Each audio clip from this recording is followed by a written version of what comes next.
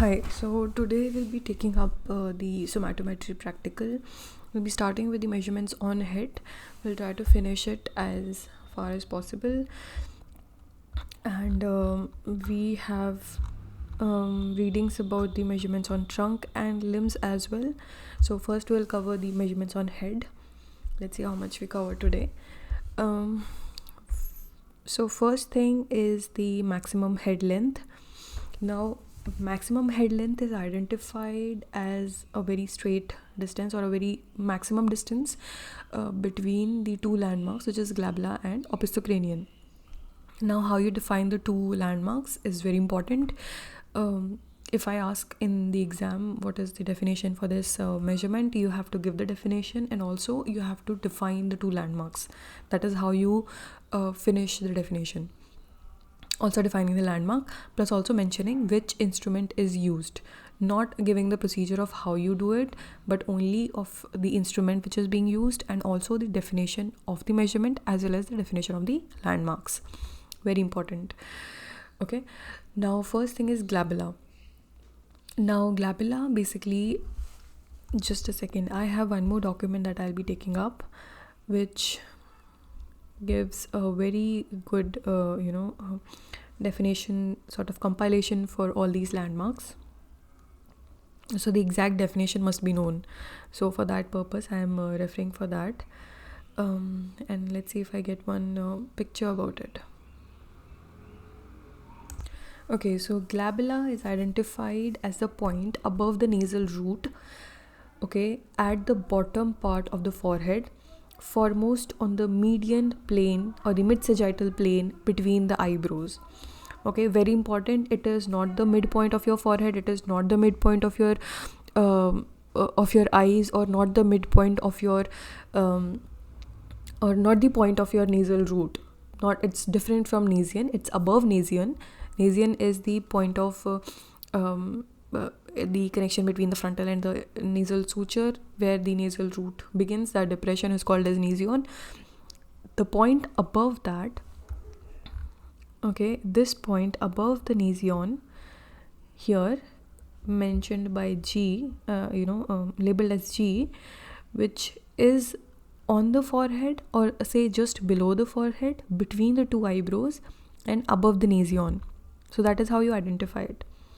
Okay, above the nasion, at the bottom part of the forehead, foremost on the median plane between the eyebrows. You do not say the median plane, but you say the mid-sagittal plane. Okay, so this is called glabella. The other landmark for maximum head length was opistocranium. Now again, opistocranium is the point situated in the occipital part of the head on the mid-sagittal plane, most distant from the glabella on the frontal cord. What happens is, when you set these spreading calipers at the point G, and then what you do, you keep the other point of your calipers at the most back position, or the most posterior position of your head at the occiput. From there you start seeing your scale on the spreading calipers. Okay, now that scale has a marking. Whenever you see there's a maximum in that occiput area, wherever is the maximum length that you find in this area itself, you won't go beyond it. The maximum point, the maximum length, wherever you get, because it's the most distant point from glabella. So we take one of the end of the spreading caliper on glabella, we keep the other end on the most, the measurement where we get the maximum length. Okay, the point where we get the maximum length is the point which is called as opistocranium, because it's the farthest of the point from glabella. So that gives a clear indication that maximum reading will give you the point of opistocranium. There is no such landmark which because firstly there's a hair, and secondly on the occiput bone, if you will see in the osteology, there are superior nuchal lines, inferior nuchal lines. So that, because of that, there is a difference in the maximum point for everyone. So that orientation basically impacts on the maximum or the maximum distant point from the glabella. So you have to identify where you get the maximum reading. That is how you locate opistocranian. But the reading is, the definition of the landmark is the point situated in the occipital part of the head on the mid-sagittal plane, most distant from glabella. Clear? So this is the maximum head length. Second is maximum head breadth. Now, how do you identify the head breadth? Is when you locate using the spreading calipers again, you locate the spreading calipers on the parietal wings of your head. Okay, so for example, I think in the diagram it would be easy. So here, these two are the urons. Here you locate the spreading calipers and you see where you get the minimum length or the minimum measurement, minimum reading. So that gives you the minimum head breadth. And when you calculate the maximum head breadth, wherever you are taking the 2 points and you get the maximum reading, and what you do is you try to slide the spreading calipers from top to bottom on the parietal wings. Do not go above the ear, because that is where the temporal bone starts. So only on the parietal wing, from the mid-sagittal, here you start from this point where the cursor is, from these 2 points, and you gradually keep moving the ends of the spreading caliper where you get the maximum reading, because every face has a different head orientation, head form. So the location of urons is going to be different for all of us. Okay, so this is urion. Let's see the definition. The most laterally positioned point on the side of the head. It is determined by measuring the maximal width of the head. It is the most prominent lateral point of the parietal or the temporal bones. Generally, it is seen on the parietal bones itself, but like for some people who have their face orientation where it goes till the temporalis bone, like depending on the head form as well as the face form, so it could be extended to the temporalis bone, but generally it is observed on the parietal wings. Okay, let's see the definition for maximum head breadth. The straight distance between the two ureas. Okay, plural being urea, singular being urion. So urion to urion is how you identify the head breadth. Again, the instrument used here is the spreading calipers with the blunt ends. Why is it the blunt ends? Because for the skulls we use sharp ends. For human objects or human subjects we use the blunt ends. Okay, to avoid harming anybody with the sharp ends or with any sharp tool that we're using for measurement, to avoid harming them, for that purpose we use the blunt ends. Next is the least frontal breadth.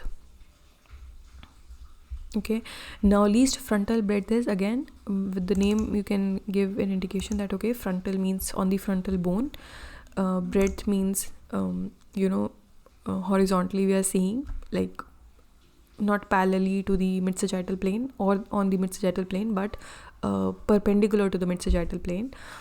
And least means the minimum reading. So it's a straight distance between the two frontotemporalia. Okay, 2 being frontotemporalia, 1 being frontotemporals. Okay, again the measurement is through the spreading calipers with the blunt ends. Let's see if we get the reading there. Okay, so what happens is when you identify the frontotemporalis, this is the point on the forehead, on the frontal bone itself.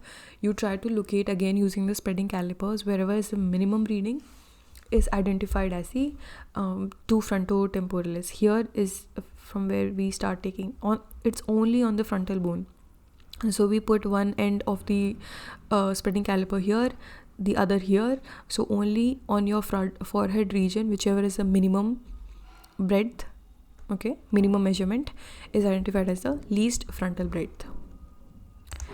Next is the bizygomatic breadth. Now, as the name itself says, bizygomatic, so from one zygomatic arc to the other zygomatic arc. of the right side to the left side. That is how you take the breadth of the bizygomatic. It's a straight distance between the two zygia. Again, zygia is plural, zygion is singular. Zygion is singular. We use the spreading calipers again with the blunt ends.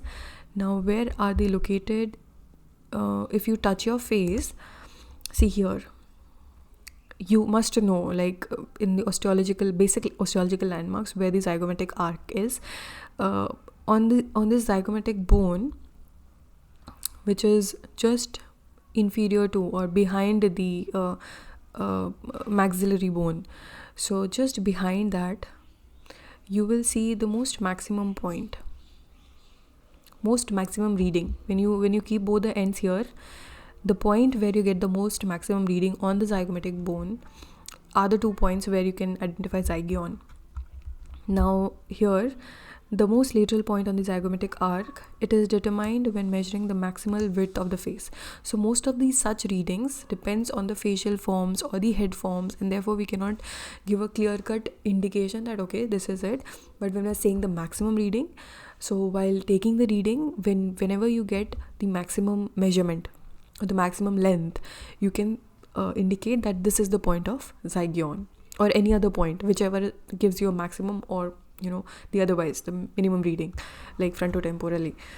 So that way you can indicate that this is the landmark.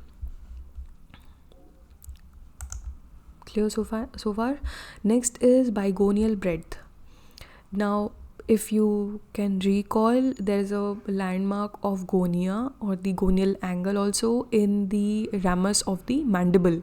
So that angle with respect to the horizontal ramus and the body of the mandible gives you the gonial angle. That junction is called as gonion, and therefore when you when you read the name bigonial breadth, it indicates a straight distance between the two gonia. Gonia as in, again, the plural is gonia, singular being gonion, Gonion, gonion. Using the spreading calipers again, when you see the mandible, this one, it's mentioned here, the GO. The jawline, the most posterior point at the jawline is identified as gonion. Say the lowest and the most lateral point of the mandible angle. It's the gonial angle, not the mandible angle. The lowest and the most lateral point of the mandible angle is identified as gonion. Okay. So wherever you get the maximum length, you keep the spreading calipers there. Wherever you get the maximum length, you take it as the bigonial breadth. Next, coming to the nasal height. Now, nasal height is very important. Again, you must know what the nasal root is, nasal septum, nasal tip, nasal bridge. All these landmarks must be clear-cut, understood by you. So, nasal height indicates a straight distance between the nasion and the subnasale. It's nasion. Okay, so N to SN. Now here we are using the sliding calipers because it's a straight distance. It does not it's not a curved surface or anything like that. So we have a depression, we have a tip, and that gives the straight measurement. So sliding calipers with the blunt ends again is used. Okay, when you point out the nasion,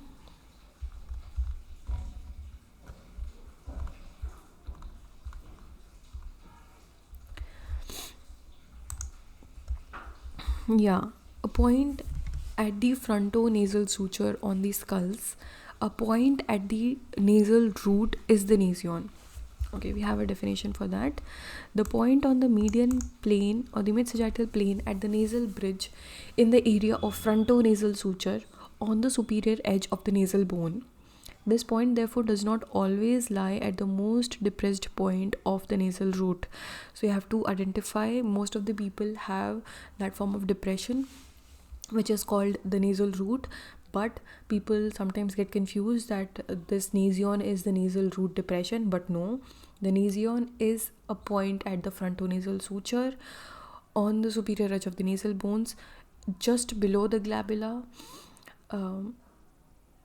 Okay, so that distinction should always be made. So first you have to locate the nasion on the subject given to you.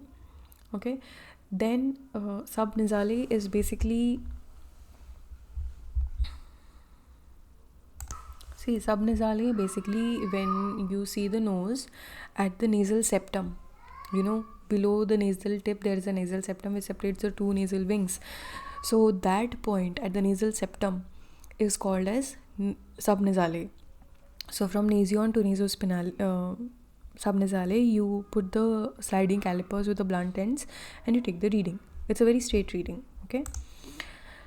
Then we have the nasal breadth. Now breadth again is a horizontal reading, so it's a straight distance between the two alarias. Alaria and alaria basically are the two nasal wings. It has a definition to it.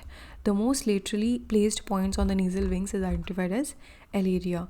So when you ask a person not to you ask them that you do not inflate much, take a normal breath, hold it for a few seconds, and within 2 to 3 seconds take a reading. Locate the do not ask them to inflate or deflate their nasal wings. Ask them to keep them normal, and that normal state you take the reading of the nasal breadth. Again we take the readings using the sliding calipers with the blunt ends. Then we have the nasal depth.